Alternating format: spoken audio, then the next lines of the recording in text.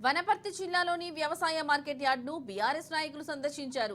రైతుల దగ్గరికి వెళ్లి మద్దతు ధర గురించి తెలుసుకుని వారికి మద్దతుగా నిరసన వ్యక్తం చేశారు.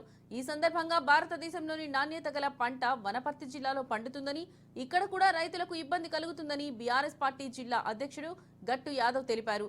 రైతులకు పంట ధర బోనస్ కల్పిస్తామని, రైతులకు కల్లబొల్లి మాటలు చెప్పి ఓట్లు వేయించుకున్నారని కాంగ్రెస్ ప్రభుత్వంపై ఆగ్రహం వ్యక్తం చేశారు.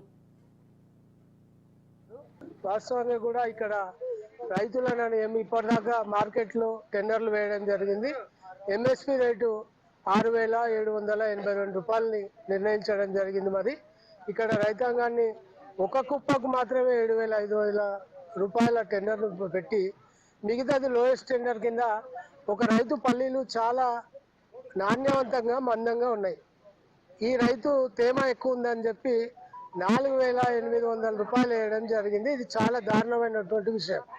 రాష్ట్ర ప్రభుత్వం కళ్ళు మూసుకుంటుందా అని ఈ సందర్భంగా అడుగుతున్నాం. రైతాంగం అందరినీ కూడా మేము ప్రశ్నిస్తే, మేము కౌలు రైతులం, మేము సొంత భూములు కూడా 1-2 ఎకరాలు ఉన్నాయి. 4 ఎకరాలు 5 ఎకరాలు కౌలుకు తీసుకున్నాం. వాళ్ళ కౌలుకు